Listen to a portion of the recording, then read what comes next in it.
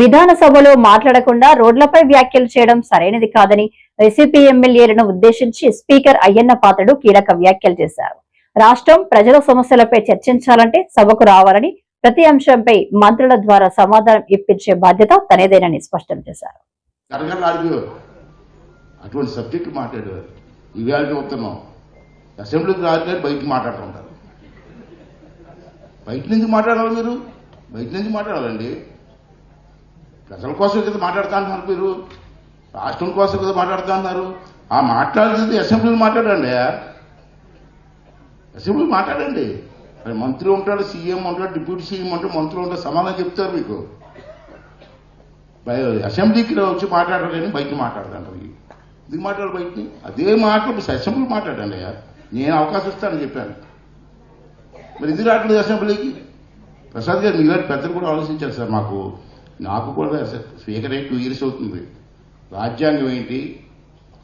ఈవేళ ఒక ఎంప్లాయీ ఉద్యోగం రాకపోతే సస్పెండ్ చేస్తున్నాం, జీతం ఇవ్వం. మరి ఎమ్మెల్యే అసెంబ్లీకి రాకపోతే జీతం ఎందుకు ఇవ్వాలి? ఇది నా పాయింట్. దీనికి నాకు ఆన్సర్ కావాలి సార్. సస్పెండ్ చేయడం కంటే మరి పర్మిషన్ కావాలంటే మనకి దానికి కూడా అంతే. రాజ్యాంగం ఏంటో నాకంటే పెద్దలు బాగా తెలుసు. డిప్యూటీ స్పీకర్ కూడా చేశారు, అనుభవం ఉన్న వ్యక్తి. అంటే స్టడీ చేయండి సార్. దీన్ని మనం మన టైంలో మార్చలేదు sir. No duty no pay. Duty చేయనప్పుడు పేమెంట్ ఎందుకు ఇవ్వాలా? నో వర్క్ నో పే అన్న సిద్ధాంతానికి మనం కట్టుబడి చేయకపోతే ఇప్పుడు ఈ తరం రాబోయే తరం వరకు ఒక లక్ష్యం చెప్పాల్సిన అవసరం ఉంది. అసెంబ్లీకి రా, మాట్లాడు, నీకు ఇష్టం వచ్చింది మాట్లాడు, విత్ ఇన్ ది లిమిట్స్. ఆ ఇష్టం వచ్చింది మాట్లాడడానికి మంత్రి సమాధానం చెప్తారు. ఇక్కడ సమాధానం చెప్పకపోతే చెప్పించి బాధ్యత నాది. అంతేకాని నువ్వు రాకుండా అసెంబ్లీకి రాకుండా బయటికి ప్రెస్ మీట్ పెట్టి ఇష్టం వచ్చినట్టు తిట్టి ప్రజలు తప్పుదారి పట్టించి, నా ఉద్దేశం ఏంటంటే ప్రభుత్వాలు ఎన్టీ రామారావు లాంటి మహా వ్యక్తి ఓడిపోయింది సార్ రాజకీయాల్లో. ఇందిరాగాంధీ లాంటి మహా వ్యక్తి కాలిక శక్తి అని ఆ రోజుల్లో చదువుకున్నప్పుడు. అటువంటి ఇందిరాగాంధీ కూడా ఓడిపోయింది ఎలక్షన్లో. అంటే ఈ ఎలక్షన్లో అధికారులు శాస్త్రం కాదని చెప్పి వాళ్ళు చూసి నేర్చుకోవాలి. మనం గెలుస్తూ ఉంటాం, ఓడిపోతూ ఉంటాం, అది వేరు ప్రజా నిర్ణయం. కానీ గెలిచిన తర్వాత రాష్ట్రం కోసం, ప్రజల కోసం, మన గ్రామాల అభివృద్ధి కోసం ఆలోచించాలి తప్పించి రోజు కుట్లట్లయితే నాకు అర్థమవుతుంది. ఎందుకు డైవర్సిటీ పాలిటిక్స్? ఇవన్నీ తప్పని చెప్పి నా ఉద్దేశం. పెద్దలు ఉన్నారు, ఇటువంటి పెద్దలు చూసి నేర్చుకోవాలి కదా మనం. నీకు హక్కు ఉంది, వచ్చి మాట్లాడు అసెంబ్లీలో. మాట్లాడకుండా ఎక్కడో బయట మాట్లాడి ఎవరి దగ్గర మాట్లాడరు. అప్పుడు ఒక వ్యక్తి దగ్గరికి వచ్చారు. సార్ నాకు వచ్చి సాయం చేయండి సార్, కష్టపడి సైట్ కొనుక్కున్నాను, అది న్యాయం అనిపించింది. ఒకటి వెళ్ళి పొక్కులేని పెట్టి గోడ పడగొడిస్తారు. దాంట్లో ప్రెస్ వాళ్ళు ఎందుకు రాస్తారు? తెలుగుదేశం పార్టీ వాళ్ళు భూమి ఆక్రమించుకున్నారు. అసలు లోపల ఏం జరిగింది, ఎందుకు పడగొలసి వచ్చింది, ఇవన్నీ కూడా ఆ చూసిన వాళ్ళు ఏమనుకుంటారు? తెలుగుదేశం పార్టీ వాళ్ళు దోషేస్తారని రాస్తారు. ఈ సబ్జెక్ట్కి నీకు కూడా తెలుసు, అందుకే నీ ముందు మాట్లాడుతున్నాను.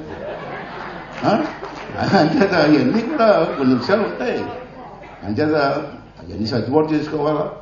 కొన్ని విషయాల్లో లా అండ్ ఆర్డర్ కూడా భయపడకూడదు. మంది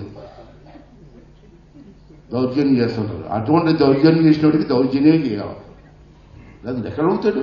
దానివల్ల పేదోడు భూమి పోతుంది కదా. అందులో విశాఖపట్నం భూములు ఆకాశాన్ని అనుకున్నాయి రేట్లు. అప్పుడు రేట్లు లేనప్పుడు ఎవడు ఆక్రమించలేదండి. ఇప్పుడు రేట్లు పెరగబోతుంది, ఆక్రమించేదే. చుట్టూ గోడ రాత్రి టెక్నాలజీ పెరిగిపోయింది కదా. పూర్వం గోడ కట్టాలంటే 10 రోజులు పట్టేది, గంటలలో అయిపోతారు గోడ. అటువంటి పరిస్థితులు వచ్చి అంచేత మీరు అందరూ కూడా సహకరించాలి. నా ఉద్దేశం ఒకటే, మాకు కూడా ఈ శాస్త్రం కాదు, నాకు 70 సంవత్సరాలు వస్తే ఈ ఎలక్షన్తో రాజకీయాలే మానేద్దాం అనిపించిన. నేను ఉండకపోవడానికి మాలా తెలుసుకుంటాము. ప్రసాద్ గారు నాలాటో షూట్ అవ్వాలి రాజకీయాలు. ఇప్పుడున్న రాజకీయాలు షూట్ అవ్వం. అంటే చేసినా చేసాం, మంచిగానే వెళ్ళాం, గౌరవంగానే వెళ్ళాం. మళ్ళీ ఇంకా కంటిన్యూ చేస్తే ఉన్న గౌరవం కూడా పోతుంది.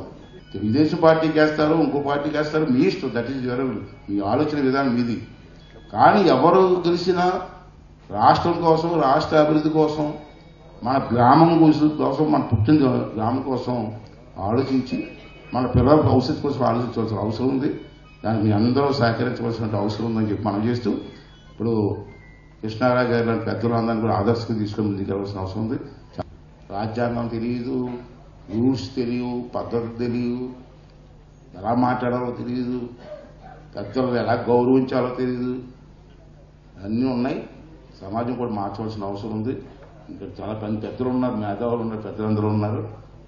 మరి ఏదైనా తప్పు మాట ఉంటే క్షమించారు సార్. ఎందుకంటే నాకున్న ఆలోచనలో ఎక్కడైతే బయట పెట్టాలి కదా, పట్టులోకి వచ్చేస్తున్నారు, అన్ని లోపల దాచుకొని పట్టులోకి వచ్చేస్తున్నారు. అది ఉన్నదంతా